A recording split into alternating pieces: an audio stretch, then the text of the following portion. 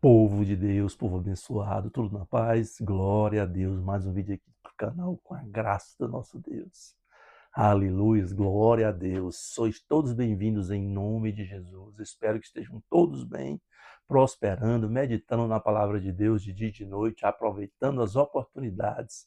Esse é o meu desejo, querido, para os seus, para os nossos, para todos os corações que esse vídeo alcançar. Amém, glória a Deus. Sejam todos bem-vindos em nome de Jesus, queridos.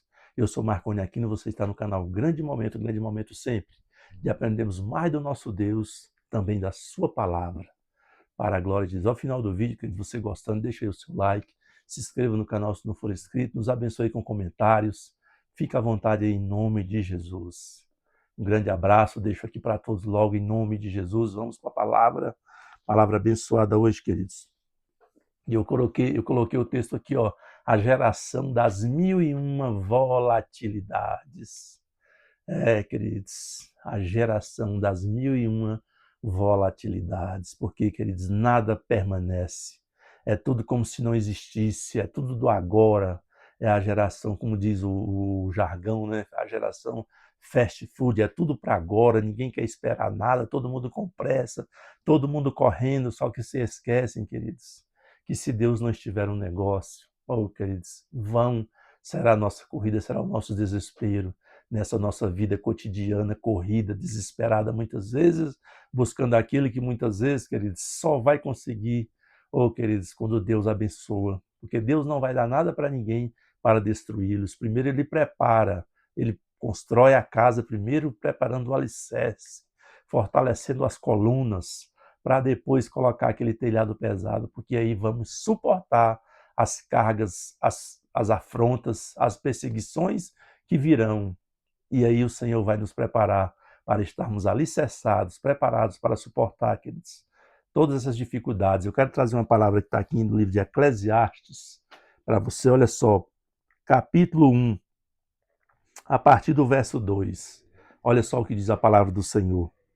Vaidade de vaidades, diz o pregador, ou seja, Salomão, né? Porque é Salomão que está falando aqui. Vaidade de vaidades, diz o pregador. Vaidade de vaidades, tudo é vaidade. Verso 3. Que proveito tem um homem de todo o seu trabalho com que se afadiga debaixo do sol? Ele faz a pergunta, né? E continua, ele diz, verso 4. Geração vai, geração vem, mas a terra permanece para sempre. Eita Deus! Levanta-se o sol e põe-se o sol, e volta ao seu lugar onde nasce de novo. O vento vai para o sul e faz o seu giro para o norte. Volve-se e revolve-se na sua carreira e retorna aos seus circuitos. Eita Deus! Aí, verso 7. Todos os rios correm para o mar e o mar não se enche. Ao lugar para onde correm os rios, lá tornam eles a correr. Ou seja, não para, querido, é tudo volátil. Continua, ele diz, verso 8, todas as coisas são canseiras tais que ninguém as pode exprimir. Os olhos não fartam de ver, nem se enchem os ouvidos de ouvir. O que foi e o que há de ser, e o que se fez, isso se tornará a fazer. Nada há, pois, novo debaixo do sol. Olha só, queridos. E muitas vezes corremos de um lado para o outro, desesperado, achando que somos mais inteligentes do que o Criador, do que aquele que fez todas as coisas, queridos. O que foi o que há de ser o que foi o que há e o que se fez, isso tornará a fazer. Nada há novo debaixo do sol. Verso 10. Há alguma coisa de que se possa dizer, vê isto é novo? Vou perguntar de novo, olha só. Verso 10. Há alguma coisa de que se possa dizer, vê isto é novo? Não. Já foi nos séculos que foram antes de nós. Muitas vezes, né, queridos, nos gabamos, olhamos para trás, para os nossos antepassados e achamos que eram todos arcaicos, que não tinham inteligência. Inteligência tem o povo de hoje, a juventude de hoje, ou, queridos, a geração de hoje. Puro engano, queridos, olha só. Verso 11. Já não há lembrança das coisas que precederam, das que passaram, e das coisas posteriores, ou seja, daquelas que virão, também não haverá memória entre os que hão de vir depois delas. Tudo mudando, uma em cima da outra, querido. Aquela volatilidade terrível, e todos correndo de um lado para o outro. E ele continuando, ele diz, ó, verso 12. Eu, o pregador, o Salomão, venho sendo rei de Israel em Jerusalém. Apliquei o coração a esquadrinhar e a informar-me com sabedoria de tudo quanto sucede debaixo do céu. Este enfadonho trabalho impôs Deus aos filhos dos homens para nele os afligir.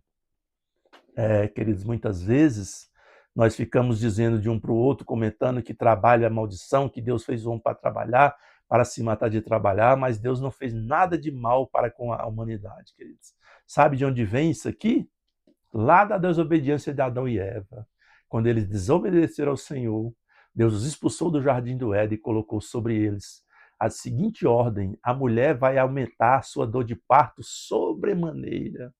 A mulher não tinha, ela não, no seu parto não havia dor, queridos. E Adão vivia no jardim do Éden, conversando com os animais, conversando com Deus na virada do dia, vivia em paz. E o que Deus disse depois? Com o suor do teu rosto comerás. Ou seja, do trabalho das tuas mãos, a terra produzirá abrolhos. Ou seja, dificuldades, queridos. Por isso que Salomão escreveu aqui, ó. Apliquei o coração a esquadrinhar e a informar-me com sabedoria de tudo quanto sucede debaixo do céu. Este enfadonho trabalho, presta atenção, este enfadonho trabalho impôs Deus aos filhos dos homens para nele os afligir. A desobediência de Adão e Eva, queridos, no jardim do Éden, causou isso aqui, ó. Todo mundo agora trabalha com o sol do seu rosto. E a terra diz que a palavra do Senhor diz que a terra se tornaria maldita, pois produziria abrolhos, ou seja, muitas vezes terra que não há fertilidade. Queridos, muitas vezes as pessoas vivem dessa forma. Eu quero pegar aqui vamos lá em 1 Coríntios 15, 19, porque muitas vezes as pessoas estão preocupadas com este mundo correndo de um lado para o outro, como se só existisse isso aqui, queridos. E não é assim. 1 Coríntios capítulo 15. Olha só o que diz a palavra do Senhor. 1 Coríntios capítulo 15, verso 19. Vamos lá, 1 Coríntios 15, verso 19. Olha só o que diz a palavra do Senhor. Verso 19. Olha só, porque muitas vezes a nossa preocupação é juntar, é guardar riquezas, é ganhar, é produzir. Querido, de um lado para o outro, desesperadamente, como se esse mundo fosse a única esperança, fosse a única coisa que nos sustém aqui, queridos. E não é assim. Olha o que diz a palavra. Se a nossa esperança em Cristo se limita apenas nesta vida, olha só, apenas nesta vida, ou seja, vivemos 80, muitas vezes 85 com canseira e enfado, dando trabalho para os outros. Não diz a palavra do Senhor que seria o nosso tempo de vida, porque antes vivíamos aí. Matusalém morreu com 900, se eu não estou enganado, 969 anos. 969 anos. Presta atenção nesse tempo. E Deus disse lá, quando no dilúvio, que o homem viveria no máximo 120 anos. E muitas vezes não chegamos a isso. É 80, 85, 90, por aí que vai. Quer dizer, ele diz aqui, ó, se a nossa esperança em Cristo se limita apenas nesta vida, ou seja, nesse tempo de vida que temos, somos os mais infelizes de todos os homens, porque a vida não é só aqui, queridos. Quando esse corpo mortal for chamado por Jesus, for desligado, ainda há, queridos, uma vida pela frente, ou vida eterna, ou condenação eterna. Não tem, queridos, outro caminho. Ou vida eterna com Jesus, na Nova Jerusalém Celestial, ou vida, querido, de sofrimento para toda a eternidade com Satanás e seus anjos no lago de fogo. Essa é a verdade, queridos. Por isso que eu falo que Deus não é bom, ele é justiça. Não adianta você achar que está fazendo bondade, isso, aquilo, outro. Eu não mato, eu não roubo, eu não faço isso, eu não faço aquilo. Trabalho direitinho, sou assim, dou minha oferta, queridos, dou minha esmola. Não, não é isso que vai te levar ao céu. É a graça de Jesus Cristo de Nazaré que tem que te alcançar para que você receba esse dom da vida eterna. Aleluias. Glória a Deus. Vamos agora pegar Romanos 12, 2. Vamos voltar aqui um pouquinho. Diz assim, ó, a palavra do Senhor. E não vos conformeis. Não fique conformado, queridos, com essa vida aqui, com essa vida terrena de atrocidades e perseguições e invejas e tantas outras coisas, queridos. E não vos conformeis com este século, mas transformai-vos. Transforme a tua mente, irmão, irmã. Transforme a tua mente. Não venha ser enganado pelos outros, por grandes aglomerações que ditam modas e ritmos de viver, que tem que ser assim, que tem que ser daquilo. Não, queridos. Porque e não vos conformeis com este século, mas transformai-vos pela renovação da vossa mente. Mente atrasada você tinha quando você não conhecia Jesus Cristo, quando ele não te transformou. Agora nós temos a mente de Cristo. A vossa mente, para que experimentei qual seja a boa e agradável e perfeita vontade de Deus. Oh, aleluias, glória a Deus, queridos. Eita Deus, vamos lá agora em 2 Coríntios 4:4. A palavra de Deus é maravilhosa, aleluias. 2 Coríntios 4:4 diz assim, ó, olha só. Nos quais o Deus deste século, não vos conformeis com este século. Não foi o que o Senhor Jesus Cristo disse? Acabei de ler anteriormente. Agora ele diz, ó, nos quais o Deus deste século. Queridos, o Deus deste século não é o Senhor Jesus Cristo, apesar dele ter toda a autoridade nos céus, na terra e debaixo da terra, mas aqui existe um principado e uma potestade que domina, queridos, essa geração. Nos quais o Deus desse século cegou o entendimento dos incrédulos, para que lhes não resplandeça a luz do evangelho da glória de Cristo, o qual é a imagem de Deus. Está vendo aí? Porque que muitas vezes as pessoas correm de um lado para o outro desesperadas, querem ajuntar, comprar, vender, e o Senhor diz a seguinte palavra: lembra lá nos dias de Noé, muitos casavam e davam-se em casamento, ou seja, a vida corria normalmente quando houve o dilúvio, queridos, e não vai ser diferente na volta do Senhor.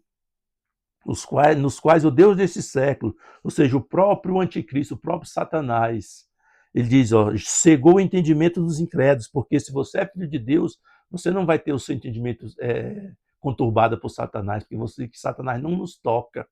É somente aqueles que não querem saber da palavra de Deus, nos quais o Deus desse século cegou o entendimento dos incrédulos, para que lhes não resplandeça a luz do evangelho da glória de Cristo, o qual é a imagem de Deus. Oh, aleluias! E para terminarmos, queridos, vamos lá em Romanos 11, vamos voltar aqui um pouquinho. Uma breve digressão aqui, vamos Romanos 11. 11:33. Olha só o que diz a palavra do Senhor. Aleluias, glória a Deus. Olha só o que diz. Romanos 11, 33 a 36, para terminarmos esse vídeo, para que não venhamos ficar muito longo. Ó profundidade da riqueza. Presta atenção.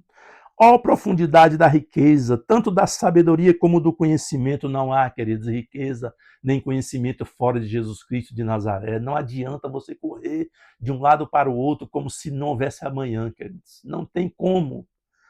Diz aqui, ó, tanto da sabedoria como do conhecimento de Deus. Quão insondáveis são os seus juízos. Quão insondáveis são os seus juízos. Não tem como você ensinar Deus. Ah, mas Deus tinha que fazer dessa forma. Ah, mas aquela pessoa ali tinha que ser, Deus tinha que pegar aquela pessoa. Ah, mas Deus tinha que fazer isso. Deus tinha que fazer aquilo outro. Não tem como, queridos. Porque diz aqui, ó, quão insondáveis, você não consegue chegar até aqui. Quão insondáveis são os seus juízos e quão inescrutáveis.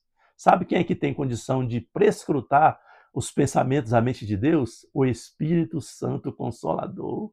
Esse que habita no meu coração e habita no teu coração. Esse prescruta o que Deus está querendo fazer quando ele vai determinar algo. E diz, quão insondáveis são os seus juízos e quão inescrutáveis os seus caminhos. Quer conhecer os caminhos de Deus para a sua vida? Tem o Espírito Santo na sua vida, porque ele prescruta o que Deus tem para você. Aceite a Jesus como seu Salvador agora, se você ainda não aceitou.